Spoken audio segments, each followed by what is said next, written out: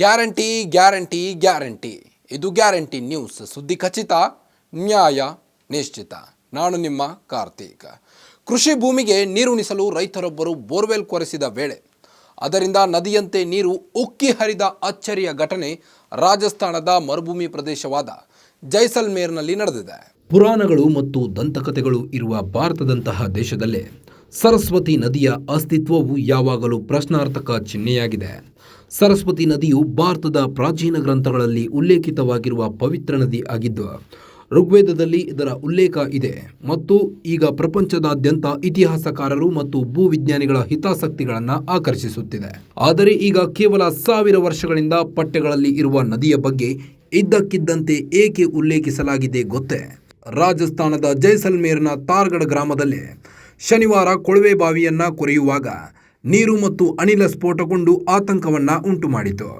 ಕೆಲವು ಕಾರ್ಮಿಕರು ಮೋಹನ್ಗಢ್ chalk 850 ಅಡಿಗಳಷ್ಟು bore ಕೊರೆಯುತ್ತಿದ್ದಾಗ ಶಕ್ತಿಯುತವಾದ ನೀರಿನ ಹರಿವು ತ್ವರಿತವಾಗಿ ಹೊಲಗಳಿಗೆ ನೀರು ನುಗ್ಗಿ ಅಲ್ಲಿಯ ಕೆರೆ ಈಗ ಹೊಳೆಯಾಗಿ ಹರಿಯುತ್ತಿದ್ದು, ಈ ದೃಶ್ಯ ಸಾಮಾಜಿಕ ಮಾಧ್ಯಮದಲ್ಲಿ ವೈರಲ್ ಆಗಿದೆ. ಸರಸ್ವತಿ ಹೆಚ್ಚು ಪೌರಾಣಿಕ ಹೆಸರಾಗಿದ್ದ ಕಾರಣ ಈ ನದಿಯು ಋಗ್ವೇದದಲ್ಲಿ 80ಕ್ಕೂ ಹೆಚ್ಚು ಬಾರಿ ಅದರ ಉಲ್ಲೇಖವನ್ನು ಕಂಡುಕೊಳ್ಳುತ್ತದೆ. ಹವಾಮಾನ ಮತ್ತು ಟೆಕ್ಟೋನಿಕ್ ಬದಲಾವಣೆಗಳಿಂದಾಗಿ ಸರಸ್ವತಿ ನದಿಯು 5000 ವರ್ಷಗಳ ಹಿಂದೆ ಬತ್ತಿ ಹೋಯಿತು ಎಂದು ನಂಬಲಾಗಿದೆ. ಆದಾಗ್ಯೂ ರಾಜಸ್ಥಾನದ ಜೈಸಲ್ಮೇರ್ನಲ್ಲಿ ರೈತರೊಬ್ಬರು ಕೊಳವೆ ಬಾವಿಯನ್ನು ಅಗೆಯುವಾಗ ನೀರು ಹೊರಹೊಮ್ಮಿದ್ದು, ಸರಸ್ವತಿ ನದಿಯ ಹೊರಹೊಮ್ಮುವಿಕೆಯ ವರದಿಗಳು ಈ ದಿನಗಳಲ್ಲಿ ಇದ್ದಕ್ಕಿದ್ದಂತೆ ಹೊರಹೊಮ್ಮುತ್ತಿವೆ. ಅಂದಿನಿಂದ ಈ ಘಟನೆಯು ಚರ್ಚೆಯನ್ನು ಹುಟ್ಟುಹಾಕಿದೆ ಮತ್ತು ರಾಜಸ್ಥಾನದಲ್ಲಿ ಕಳೆದು ಹೋದ ಸರಸ್ವತಿ ನದಿ ಮತ್ತೆ ಕಾಣಿಸಿಕೊಂಡಿದೆ ಎಂಬ ಪ್ರಶ್ನೆಗಳು ಹುಟ್ಟುಹಾಕಿವೆ. ಅಂತರ್ಜಲ ವಿಜ್ಞಾನಿಗಳ ಪ್ರಕಾರ ಆರ್ಟಿಸಿಯನ್ ಪರಿಸ್ಥಿತಿಗಳಿಂದ ಉಂಟಾದ ವಿದ್ಯಮಾನದಿಂದಾಗಿ ನೀರಿನ ಚಿಮ್ಮುವಿಕೆ ಸಂಭವಿಸಿದೆ. ಅಂತರ್ಜಲವು ಮರುಪೂರ್ಣಗೊಳ್ಳುವ ಪ್ರದೇಶದಿಂದ ಕೆಳಕ್ಕೆ ಹರಿಯುವ ಪ್ರದೇಶದಿಂದ ಚಲಿಸುವಾಗ ಈ ಸ್ಥಿತಿಯು ಸಂಭವಿಸುತ್ತದೆ. ಈ ಘಟನೆಯು ಪುರಾತನ ಸಂಸ್ಕೃತಿ ನದಿಗೆ ಸಂಪರ್ಕ ಹೊಂದಿದ ಪ್ರದೇಶದಲ್ಲಿ ಸಂಭವಿಸಿದ ಕಾರಣ ಚರ್ಚೆಯನ್ನು ಹುಟ್ಟುಹಾಕಿದೆ. ಅಂತರ್ಜಲ ವಿಜ್ಞಾನಿ ಡಾಕ್ಟರ್ ನಾರಾಯಣ್ ದಾಸ್ ಇದು ಹಿಮಪಾತದ ಸ್ಥಿತಿ ಎಂದು ವಿವರಿಸಿದರು. ಇದು ಹಲವಾರು ದಿನಗಳವರೆಗೆ ಇರಬಹುದಾದ ಅಪರೂಪದ ಘಟನೆಯಾಗಿದೆ. ಆರ್ಟಿಸಿಯನ್ ಸ್ಥಿತಿಯಿಂದಾಗಿ ಈ ಘಟನೆ ಸಂಭವಿಸಿದೆ ಎಂದು ಅವರು ಹೇಳಿದರು. ಮರಳುಗಲ್ಲು ಮತ್ತು ಜೇಡಿ ಮಣ್ಣಿನ ದಪ್ಪ ಪದರಗಳ ಅಡಿಯಲ್ಲೇ ನೀರು ಕೊರೆಯುವ ಯಂತ್ರವು ರಕ್ಷಣಾತ್ಮಕ ಪದರವನ್ನು ಭೇದಿಸಿದ ನಂತರ ಸ್ಫೋಟಗೊಂಡಿದೆ. ಆದರೆ ಇನ್ನೂ ಪ್ರಶ್ನೆ ಹಾಗೆಯೇ ಉಳಿದಿದೆ. ಇದು 5000 ವರ್ಷಗಳ ಹಿಂದಿನ ಸರಸ್ವತಿ ನದಿಯ ನೀರೇ ಅಥವಾ ಬೇರೆಯೇ? ಉತ್ತರ ಕೆಲ ದಿನಗಳಲ್ಲಿ ಸಿಗಲಿದೆ. ವಿಜ್ಞಾನಿಗಳು ಹೇಳಿದ್ದೇನು?